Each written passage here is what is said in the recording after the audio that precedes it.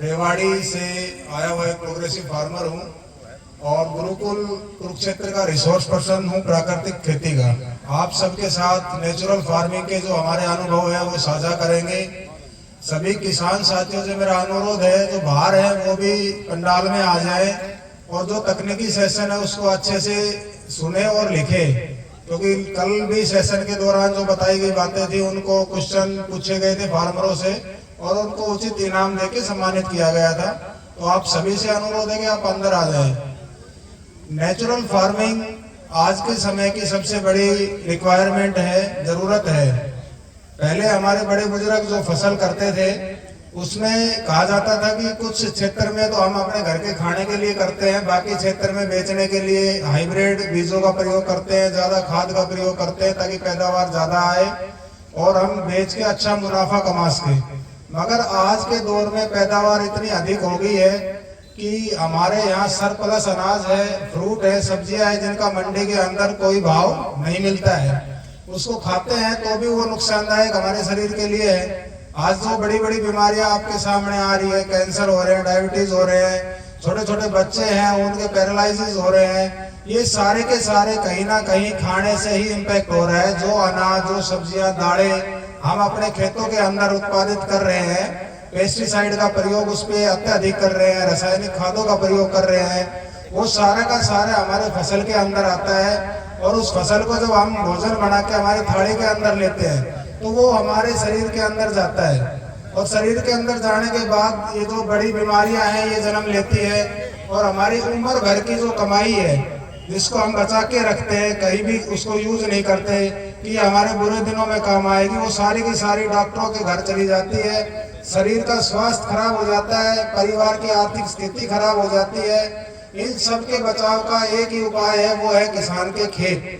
आपके खेतों के अंदर जो भी उत्पादन आप ले रहे हैं वो नेचुरल फार्मिंग के माध्यम से ले। इसके लेके जो आपका बागवानी विभाग है, हरियाणा सरकार है या जो केंद्र है, इस केंद्र पे भी एक नेचुरल फार्मिंग की यूनिट लगी हुई है। आप उसको देख के आए, समझ के आए कि बगैर खादों के, बगैर कीटनाशक के किस प्रकार से हम फसल पैदा कर सकते हैं। आज के हमारे टेक्निकल सेशन में मेरे वक्तव्य में भी इसी पे गौर रहेगा कि नेचुरल फार्मिंग को हम कैसे स्टार्ट करें, कितने क्षेत्र में करें, इसके उत्पादन के दौरान आने वाली क्या क्या समस्याएं हैं जिनको फार्मर फेस कर रहे हैं, अब उत्पादन के बाद मार्केटिंग कैसे करें, इन पे हम छोटी छोटी बारीकियों में प्रकाश डालेंगे। आशा करते हैं कि आप लोगों को अच्छा लगेगा, आप अपने फार्म पे जाके इन चीजों को अडॉप्ट करेंगे। नेचुरल फार्मिंग स्टार्ट करने के लिए सबसे पहले आपको अपने खेत की जो मिट्टी है उसके नमूने लेके, मिट्टी और पानी दोनों के आपके जो केविकेज है वहां पे जाके उनकी टेस्ट करवा लेना चाहिए कि हमारे जमीन का ऑर्गेनिक मैटर कितना है, पानी का पीएच कितना है। ये सब चीजें जांचने के बाद आप अपना एक पर्टिकुलर क्षेत्र डिसाइड कर ले कि मेरे पास 10 एकड़ का फार्म है तो उसमें से 1 एकड़ में नेचुरली कन्वर्ट करूंगा। उस 1 एकड़ में आपने कोई बायो पेस्टिसाइड या बायो फर्टिलाइजर या रासायनिक खादों का प्रयोग नहीं करना है। उसमें पूरा का पूरा गो आधारित काम आपने करके चलना है। जो आपके फार्म के ऊपर ही जो उत्पादित है, या आपका हरा खाद है, या नीम के पत्ते हैं, या गाय का गोबर गौमूत्र है, या मिट्टी है, उन सब चीजों का प्रयोग करके आपने नेचुरल फार्मिंग के सारे सप्लीमेंट बना के अपनी जमीन की उर्वरक क्षमता को बढ़ाना है। और जितने भी पौधे हैं उनके पोषक तत्वों की पूर्ति भी आपको नेचुरली ही करनी है। इसमें जो आप 1 एकड़ अपना चूज करें कि भाई मेरे को इसके अंदर फार्मिंग करनी है नेचुरल, उसके चारों तरफ बफर जोन के तौर पे कुछ ऐसे प्लांट लगा ले जो पशु चारा भी हो सकता है, नेपियर घास जो आजकल चल रही है, या जवार जो चल रही है, या हरड़ के जो प्लांट होते हैं दाल के, जो एक बार लगाने के बाद 5-6 साल चलते हैं, वो भी आप चारों तरफ लगा सकते हैं। आप गन्ना लगा सकते हैं ताकि जो पड़ोस के खेत में कोई पेस्टिसाइड कर रहा है या रासायनिक खाद का स्प्रे कर रहा है वो उड़ के आपकी फसल के ऊपर ना आए। दूसरा, जो क्लाइमेट में गर्म हवाएं चलती है या कोई इंसेक्ट आ रहा है उससे भी आपकी फसल को बचाए। उसके बाद जब आप बफर जोन तैयार कर ले तो आपकी जमीन में सबसे पहले हरे खाद का प्रयोग स्टार्ट कर दें। जैसे ही आपकी रबी की फसल खत्म हो, गेहूं सरसों कटाई हो, उसके बाद जब आप कॉटन लगाते हैं या कोई और फसल लगाते हैं उसके बीच का जो टाइम है उसमें आप दालों का जरूर बिजाई करें, जिसमें आप मूंग लगा सकते हैं या उस टाइम अरहर लगा सकते हैं, या आप हरे खाद के तौर पे आपका ढैंचे का बीज आता है वो डाल सकते हैं। उसमें एग्रीकल्चर डिपार्टमेंट 50% सब्सिडी भी देता है बीज के ऊपर, तो वो आप लाएं अपने खेत के अंदर डालें। उससे क्या होगा, एक तो जब गर्म दिन होते हैं, बहुत ज़्यादा हीट चलती है, हवाएं चलती है, तो आपकी ज़मीन का ऑर्गेनिक मैटर है वो उड़ जाता है। उसको बचाने के लिए क्या करना है, हमें उसको खेत को ढक के रखना है। तो डायरेक्ट जो सनलाइट है वो आपके खेत के ऊपर नहीं पड़ेगी, क्योंकि आपने मूंग बिजाई कर रखी है, ढेंचा बिजाई कर रखा है। तो एक तो आपका ऑर्गेनिक मैटर उड़ने से बच जाएगा, दूसरा आपको बीज के टाइम में फसल मिल जाएगी मूंग की, तीसरा वो नाइट्रोजन फिक्सिंग का सबसे अच्छा नेचुरल अवस्था में काम कर देगा। आपके खेत में बाहर से यूरिया ला के नाइट्रोजन की पूर्ति करने की आवश्यकता नहीं पड़ेगी। तीसरा, जो आप उसको रोटोवेट करेंगे खेत के अंदर फसल अवशेषों को ग्रीन मैन्योरिंग के तौर पे, तो आपके जमीन में जो बैक्टीरिया है, जीवाणु है, उनको अपनी खुराक कच्चे पदार्थ के तौर पे मिल जाएगी। वो उसको खा के आपकी जमीन की फर्टिलिटी को बढ़ाएंगे। अब बात आती है कि सूक्ष्म जीवाणु कैसे हम अपने खेत के अंदर अत्यधिक मात्रा में डेवलप करें। उसके लिए हमारे जो नेचुरल फार्मिंग है उसके अंदर कंपोनेंट होता है जीवामृत का। अब जीवामृत कैसे हम बनाएं, कैसे उसका प्रयोग करें, कितनी उसकी सेल्फ लाइफ है, ये बहुत महत्वपूर्ण चीजें हैं, आप चाहे नोट कर सकते हैं। इसमें एक 200 लीटर का आपने प्लास्टिक का ड्रम लेना होता है, जिसके अंदर 180 लीटर पानी आप डालें। जो मैं कंपोनेंट बता रहा हूँ उसमें बाहर से कोई चीज लानी नहीं है आपने, किसी भी प्रकार से किसी दुकान से। अपने खेत का मोस्टली पड़ी हुई जो आइटम होते हैं उसका ही रिसाइकलिंग करके आपने खाद के तौर पे तैयार करना है। 200 लीटर के ड्रम में 180 लीटर पानी, 1 किलो गुड़, 1 किलो बेसन, 8 से 10 लीटर गौमूत्र और 8 से 10 किलो ताजा गाय का गोबर आपने लेना है। अब गाय का गोबर किस लिए लेना है, क्योंकि उसके अंदर अथाह बैक्टीरिया होते हैं और ताजा गोबर में होते हैं, जैसे ही उसमें धूप लगेगी तो धीरे धीरे वो बैक्टीरिया खत्म होते चले जाएंगे। उसको आपने एक ड्रम के अंदर डालना है। पहले आपका जो ताजा गौमूत्र है उसको डालना है, फिर गोबर को डालना है, फिर गुड़, फिर बेसन, और लास्ट में टाइम आता है इसका 100 से 150 ग्राम सजीव मिट्टी। अब सजीव मिट्टी कौन सी होगी, जहाँ पे किसी भी प्रकार का हर्बिसाइड, इंसेक्टिसाइड या फिर रासायनिक खाद का प्रयोग आपने ना किया हो। कई बार क्या होता है कि हम ये फोरेट आती है, इसका छिड़काव अपने खेतों में जो जमीन से निकलने वाले कीट होते हैं उनके नियंत्रण के लिए डाल देते हैं। ये जहां जहां भी डलती है उस जमीन के सारे सूक्ष्म जीवाणुओं को खत्म कर देती है। तो हमें जो भी मिट्टी लेनी है जीवामृत बनाने के लिए, वो या तो हम बड़ पीपल के पेड़ के नीचे से लेंगे या खेत के उस कोने से लेंगे जहाँ पे किसी भी प्रकार के रासायनिक खादों का प्रयोग ना किया गया हो, जमीन के अंदर बैक्टीरिया जीवित अवस्था में हो। वो 100 से 150 ग्राम मिट्टी लेके आपने ड्रम में डालनी है। इसको जालीदार कपड़े से ढकना है, छायादार जगह में रखना है, धूप में कभी भी नहीं रखना है, क्योंकि वो जितने भी जीवाणु है वो गर्म पानी होने की वजह से मर जाएंगे। इसको आपने डंडे की सहायता से हर रोज सुबह शाम डंडे से रोटोवेट करके हिलाना है। ये 48 घंटे में गर्मी के दिनों में तैयार हो जाता है जीवामृत, और 72 घंटों में सर्दी के टाइम में ये चीज तैयार हो जाती है। तो सबसे कम टाइम में सबसे कम खर्चे में तैयार होने वाला खाद आपके फार्म के ऊपर तैयार होता है, उसका नाम है जीवामृत। और इसका प्रयोग कैसे करें, अगर आप खुली पानी से सिंचाई कर रहे हैं, फ्लड इरिगेशन कर रहे हैं, तो उसमें 200 लीटर आप 1 किले के अंदर एक बार में चला सकते हैं, जो जमीन में जाके सूक्ष्म जीवाणुओं की संख्या को बढ़ाएगा। क्योंकि गाय के गोबर के अंदर जो जीवाणु होते हैं वो सबसे पसंदीदा भोजन है आपके जमीन के जीवाणुओं का। जैसे ही आपके खेत के अंदर महीनी महीनी खुशबू आनी शुरू हो जाएगी उस खाद के कारण, तो जितने बैक्टीरिया है वो धीरे धीरे जो जमीन है उसके ऊपरी सरफेस पे आ जाएंगे। जो 4 इंच की परत होती है, जो हमारी मैं जीवामृत के बारे में बता रहा था, इसका प्रयोग कैसे करें। तो जो जमीन की 4 इंच की ऊपरी सतह होती है, जो जड़ें है जिनको पोषक तत्व जो जड़ों को प्रदान करवाती है, उसमें जीवाणुओं की संख्या लगातार बढ़ती चली जाएगी। और जब वो जमीन में जीवाणुओं की संख्या बढ़ जाएगी तो उनको खाने के लिए, उस मिट्टी को खाने के लिए जो आपके नेचुरल केचुए होते हैं, प्राकृतिक केचुए 2 टाइप के, एक ऑस्ट्रेलियन जो हम वर्मी कंपोस्ट में यूज करते हैं, एक होते हैं प्राकृतिक जो हमारी जमीन से उत्पन्न होते हैं, विशेष तौर पे बारिश के टाइम में वो चीजें खड़ी होती है। तो वो ऑटोमेटिक आपकी जमीन की ऊपरी सतह पे आएंगे और मिट्टी को खा के वेस्ट के रूप में बाहर निकालेंगे। तो वो मिट्टी को वेस्ट के रूप में बाहर निकालते हैं, तो उसमें लैब की जो टेस्टिंग है उसकी रिपोर्ट के आधार पे बताया गया है, नॉर्मल मिट्टी के अंदर जो नाइट्रोजन, पोटास और फास्फोरस होती है उससे 9 से 11 गुना नाइट्रोजन, पोटास और फास्फोरस उस जमीन के अंदर है जिसके अंदर केंचुओं ने मिट्टी को खा के वेस्ट के रूप में निकाला है। तो आपको बाहर से कोई आवश्यकता नहीं पड़ेगी, ना डीएपी लाना, ना पोटास लाना, ना यूरिया लाना। तीनों चीजों की पूर्ति आपके फसल के अंदर नेचुरल तरीके से होगी। अब बात आती है माइक्रो न्यूट्रिएंट्स की। तो ये जितने भी वम्स डेवलप होते हैं आपकी जमीन के अंदर, इनका लाइफ साइकिल होता है हफ्ते 10 दिन में इनको मरना होता है। तो ये जब मरते हैं और इनकी जो बॉडी है उसका जो वेस्ट जमीन के अंदर मिक्स होगा, तो मिक्स होते टाइम जितना भी 17 प्रकार के पोषक तत्वों के पौधों को आवश्यकता है वो उसमें विद्यमान होते हैं और वो आपकी जमीन के अंदर पूर्णतः प्राकृतिक रूप से छोड़ के जाते हैं। इसी के साथ साथ कई प्रकार की इनकी एक्टिविटियां होती हैं। जैसे जब कोई केंचुआ काम करता है तो जमीन में 7 से 8 फीट की गहराई में वो जाता है। तो जैसे जिस होल से नीचे जाएगा उसकी एक प्रकृति है कि वो दूसरे होल से वापस बाहर आता है, एक होल से ना आता है ना जाता है। और साथ साथ उस होल को कोटिंग करता है, अपने जो पसीना होता है उसका लिक्विड रिलीज करता है, उससे पूरे होल को कोटिंग करता हुआ जाता है। तो वो होल कभी खत्म भी नहीं होता। तो उसमें से जो वाष्पीकरण होता है, हवा के प्रभाव से हवाएं चलती है या पानी आपके बारिश होती है, तो सारा का सारा पानी आपकी जमीन की निचली सतह में स्टोर हो जाता है, ऊपर नहीं खड़ा होगा, फसल को नुकसान नहीं पहुंचाएगा।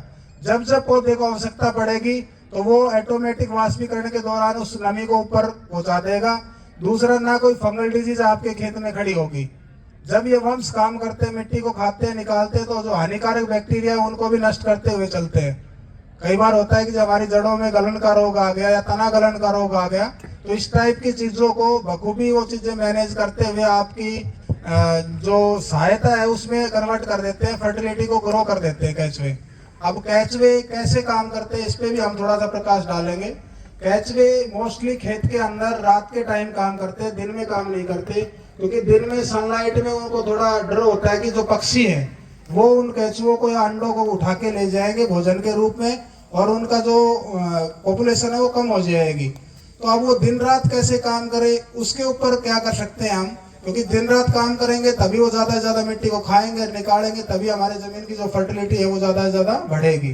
तो एक अच्छा धन करके कंपोनेंट होता है, उसमें खेत को आपको ढक के रखना होता है, कभी भी डीप प्लोइंग नहीं करनी खेत में। या तो हम फसल अवशेषों को ढक के रखें ताकि जो उपली सतह है उसमें क्लाइमेट ऐसा रहे जो दिन और रात सिमिलर रहे, ना तो बहुत ज्यादा गर्म उसके अंदर हिट जाए ना सनलाइट जाए, तो आपके केंचुए हैं वो दिन रात काम करेंगे। दूसरा, मैंने आपको बताया था ग्रीन मैन्योरिंग का, तो ग्रीन मैन्योरिंग भी एक मल्चिंग का काम करती है।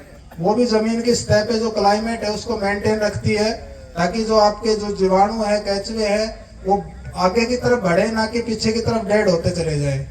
जीवामृत का स्प्रे में भी आप प्रयोग कर सकते हैं। स्प्रे में रेशियो क्या रखना है, जहां आप 100 लीटर पानी ले रहे हैं वहां पे 25 लीटर कम से कम जीवामृत आप उसमें छान के डालें और किसी भी क्रॉप पे स्प्रे उसका कर सकते हैं। गौमूत्र उसके अंदर होने के कारण आपकी जो इंसेक्ट हैं वो आपकी फसल पे कम काम करेंगे। दूसरा, इंसेक्ट के बारे में हम बात करेंगे भी इंसेक्ट को एक तो आपने जीवामृत से बता दिया छिड़काव करके कंट्रोल कर सकते हैं, मगर ये चीजें पॉसिबल तभी है जब आपने जो फील्ड चूज करा है 1 एकड़ उसके अंदर कोई केमिकल फर्टिलाइजर आप प्रयोग नहीं करेंगे, क्योंकि जमीन की फर्टिलिटी अच्छी होगी तभी पौधा अच्छा होगा और पौधा अच्छा होगा तभी उस पर इंसेक्ट का प्रकोप कम होगा। अगर आपने थोड़ा वो करा कि भाई मैंने तो हल्का फुल्का डीएपी यूरिया डाल दिया, कोई बायो प्रोडक्ट यूज कर लिया और फिर मैं नीमास्त्र या जीवामृत से इंसेक्ट को कंट्रोल करने बैठूं, तो बिल्कुल नहीं होगा, क्योंकि हमने उनकी जो इंसेक्ट है उनकी रेजिडुअल वैल्यू है वो बढ़ा दी है। अब उनको और डोज चाहिए, कम डोज से वो कंट्रोल नहीं होंगे। हमने उनके अपना जो खेत है उसका क्लाइमेट बिल्कुल कंपोर्ट करके रखना है ताकि वहां पे बाहर के कोई इंसेक्टिसाइड ना आए, कोई भारी कीट उस पर आक्रमण ना करे, तब जाके आपके जो जीवामृत है, नीमास्त्र है, इन चीजों के प्रयोग से आप अपनी फसल को ले सकते हैं। क्योंकि ये एक बड़ी सीरियस प्रैक्टिस है, अगर इसमें थोड़ा बहुत भी आपने ऑर्गेनिक या रासायनिक चीजों को मिक्स कर दिया तो रिजल्ट नहीं आएगा। एक तरफ तो आप जीवामृत डाल के जीवाणुओं की और केंचुओं की संख्या बढ़ा रहे हैं, दूसरी तरफ आप यूरिया डाल के उनको मारने का काम कर रहे हैं, तो वो जमीन का बैलेंस नहीं बढ़ पाएगा, आपकी प्रोडक्शन पे इम्पैक्ट दिखेगा। इसी का नाम ऑर्गेनिक फार्मिंग था। ऑर्गेनिक फार्मिंग में क्या करते थे कि वर्मी कंपोस्ट डाल दिया, हरा खाद डाल दिया, ऊपर से कोई बायो प्रोडक्ट डाल दिया। अब बायो प्रोडक्ट के अंदर कोई गारंटी नहीं है कि उसके अंदर जो चीज बताई गई है वही है, क्योंकि कई प्रकार की कंपनियां कई तरीके से काम करती है, फ्लैट पे कुछ है, प्रोडक्ट के अंदर कुछ है। तो आपकी करी कराई मेहनत को सेफ रखना आप लोगों का काम है, ना कि किसी कंपनी वाले का। आप लोगों से यही अनुरोध है कि नेचुरल फार्मिंग को बिल्कुल गो आधारित रखिए, ये 100% रिजल्ट आपको देगी। जहां आपकी वीट की प्रोडक्शन है, हमने खुद पाया है, देसी जो वेराइटियां है इनकी 35 से 40 मण की प्रति एकड़ की पैदावार हम आज ले रहे हैं। जो पुरानी वेराइटी है 306 है, 283 है, बंसी है, सोना मोती है, खपली वीट है, इन सब का जो अल्टीमेट रिजल्ट आया है वो नेचुरल फार्मिंग के माध्यम से आया है। केमिकल फार्मिंग में समस्या आती है कि जब वीट प्रोडक्शन देने आता है तो गिर जाता है। जब दाना पकाओ पे आता है तो गर्म हवा ये जो चलती है उसके दौरान जब आप पानी देते हो तो सारा का सारा खेत का गेहूं लेट जाता है और पकाओ नहीं आता। तो उससे बचाव के लिए क्या करना चाहिए हमें? नेचुरल फार्मिंग के अंदर जो जीवाणुओं की उत्पत्ति हो रही है वो यही काम करते हैं, जमीन को बिल्कुल स्पंजी बना देते हैं, नीचे से बिल्कुल उसमें वाष्पीकरण होता है, तो जड़ें हैं वो लंबे नीचे की दूरी तय करती है और जमीन में पकड़ बना के रखती है। आप एक नेचुरल फार्मिंग के खेत में जाके अगर गेहूं का पौधा उखाड़ेंगे तो उसकी जड़ें की ग्रोथ जो है वो उससे कम से कम 2.5 गुना मिलेगी आपको। जब जड़ों की पकड़ जमीन में अच्छी है तो आपकी फसल ऊपर अच्छे तरीके से खड़ी होकर ले लाएगी और अच्छी पैदावार देगी आपको। वहीं अगर आप नाइट्रोजन डाल के ऊपर से खुराक दे रहे हैं तो वो खेत में गिरेगी, उसकी प्रोडक्शन कम होगी, क्वालिटी कम होगी। तो इन चीजों का आप जरूर ध्यान रखें।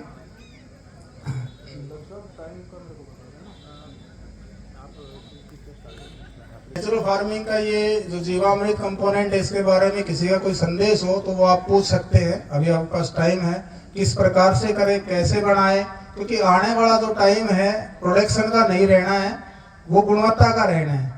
जिसके पास क्वालिटी होगी उसके पास जो कस्टमर है वो चल के आएगा, मुंह मांगे दाम देगा। पैदावार हमने बहुत कर ली, पहले भी हम देखते आ रहे हैं, अब तक सुनते ही आ रहे हैं कि देश का किसान कर्जे में है, प्रॉफिट नहीं आ रहा। सरकार ने भी तरह तरह के अनुदान राशि आपको देके समर्थ बनाने की कोशिश करी, मगर एक जो सच्चाई है वो यही है कि जब तक हमारे उत्पादन का जो मूल्य है वो हम अच्छे से नहीं ले पाएंगे, जब तक कोई भी सब्सिडी आपके ऊपर काम नहीं करेगी। तो उसका समर्थन मूल्य तब मिलेगा जब हमारे जो गुणवत्ता जो अपना उत्पादन है उसकी क्वांटिटी के साथ साथ क्वालिटी अच्छी होगी। और क्वालिटी अच्छी तब होगी जब आप नेचुरल फार्मिंग करेंगे। नेचुरल फार्मिंग सिर्फ किताबी ज्ञान नहीं है, ये पहली पद्धति है जो किसान के खेत से लैब की तरफ जा रही है। अब तक जितनी पद्धतियां आई है उन्होंने पहले लैब में रिसर्च करा है, फिर खेत में इम्प्लीमेंट में लिया है। तो पुरानी पद्धति थी नेचुरल फार्मिंग, उसमें हमने यही पाया है कि सबसे बेस्ट तरीके से किस तरीके से अपने क्रॉप को मैनेज करके पैदावार और गुणवत्ता को बनाया रखे जा सकता है। और इसकी मार्केटिंग बड़ी इजी है। जब आपने 5 लोगों को भी अगर अपना प्रोड्यूस टेस्ट करवा दिया तो वो ऑटोमेटिकली 50 लोगों को बता देंगे, आपको किसी प्रकार का कोई खर्चा नहीं करना है, क्योंकि इसका जो उत्पादन है उसका टेस्ट वाकई में काबिल तारीफ होता है। दूसरा, इसकी डाइजेस्टिंग बहुत अच्छी है। जहां आप रासायनिक चीजों के तैयार करे हुए अनाज को खाते हैं, दालों को खाते हैं या कोई फ्रूट खाते हैं तो लॉन्ग टाइम के लिए आपके पेट के अंदर पड़ा रहता है, आंतों में पड़ा रहता है और बड़ी बड़ी बीमारियों को खड़ा करता है। जब आप नेचुरल फार्मिंग से तैयार चीजों को खाएंगे तो वो बहुत ही जल्दी डाइजेस्ट होगी, जो पोषक तत्व हमारे शरीर को चाहिए वो उससे ले लेगी और बाकी वेस्ट के रूप में उसको बाहर निकाल देगी। यही सबसे बड़ा इम्पैक्ट है। तीसरा, इसका स्टोरेज बहुत अच्छी होती है। जब आप किसी भी फल को नेचुरल फार्मिंग से तैयार करके साइड में रखेंगे और एक केमिकल वाले को रखेंगे तो केमिकल वाला लगभग 3 से 4 दिन में अपनी जो गुणवत्ता है उसको खोता हुआ खराब हो जाता है, फंगस लग जाता है। यहाँ जो नेचुरल फार्मिंग से तैयार सब्जियां हैं या फल है वो आप 15 से 20 दिन तक भी स्टोर करके रख सकते हैं बिना किसी रेफ्रिजरेटर के। ये हमने पुराने टाइम से अनुभव किया है, इनके बहुत ही बेस्ट रिजल्ट है। तो मैं अपने वक्तव्य को ज्यादा लंबा ना करते हुए, हमारे डॉक्टर बलजीत सिंह साहण जी भी बैठे हैं, वो आपको इसकी पूरी टेक्निकल जानकारी देंगे। तो मैं अपने शब्दों को यही विराम देता हूं। मेरे फोन नंबर आप लोग नोट करना चाहें तो कर ले, इससे संबंधित जो भी क्यूरी हो आप पता कर सकते हैं। फोन नंबर मेरे हैं 99 96 676 639, 99 96 676 639। पुनः मैं मंगियाना फल उत्कृष्टता केंद्र के सभी टीम और डिप्टी डायरेक्टर शर्मा जी का धन्यवाद अदा करूंगा, जो उन्होंने मेरे को ये प्लेटफॉर्म दिया और आप जैसे प्रगतिशील किसानों के मुखारबिंद होने का सौभाग्य प्राप्त हुआ। थैंक यू, धन्यवाद।